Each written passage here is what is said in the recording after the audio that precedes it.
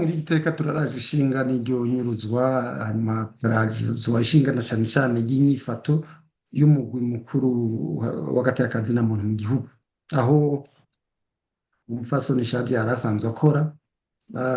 Aho hose twe muri iri teka dufatira kubona ko habonetse ivyo polisi canke na CNDH yari gukorera ko kugira ngo imenye ukuri ku vyabaye ku mukozi wabo, umukozi wa komisiyo, mugabo ntihagire aho turavuga ko bamenye uwahamagaye ubwa nyuma Shadia, hanyuma bakabona naho telefone antene yakoreshejwe ya nyuma yakoresheje. Ivyo vyose ntihaboneke, ntihagire ikivugwa ko babikoresheje mu bugingo. Umuryango wari witeze yuko novuga umugwi w'igihugu aho umupfasoni yakora bari bafise n'uburyo babwirizwa gufasha kugira ngo bahumurize umuryango umenye ivyashikiye iwabo ahari igituma ari aho hantu.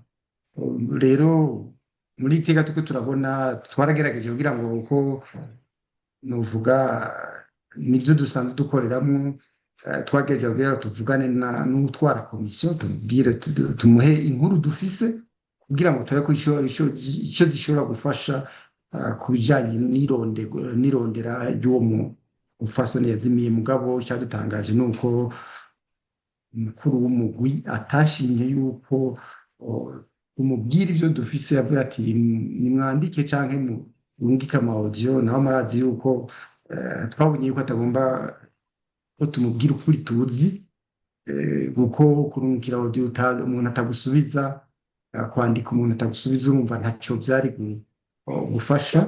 Rero aho hose bigace twibaza tuti none umugwi w'igihugu ujejwe kubahiriza agateka na muntu ugateza imbere mukuru akaba yigenza gutyo,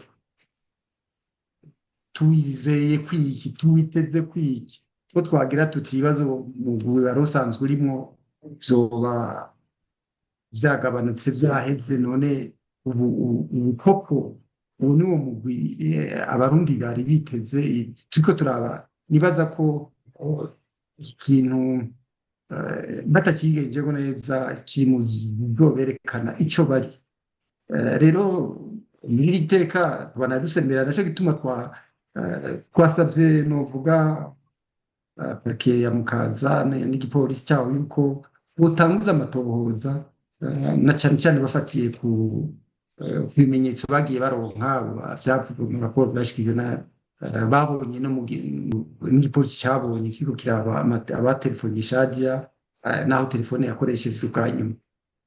Babikorereko hama basaba na CNDH na komisiyo umugwi w'igihugu novuga wikebuke ukore ico wabwirizwa gukora, hanyuma ufashe uwo muryango uwuhe inkuru ufise, ushiremwo n'inguvu, kuko ibi nivyo bizokwerekana koko nimba uno munsi badashoboye kwirukira umukozi wabo, ejo bazokwirukira umurundi asanzwe.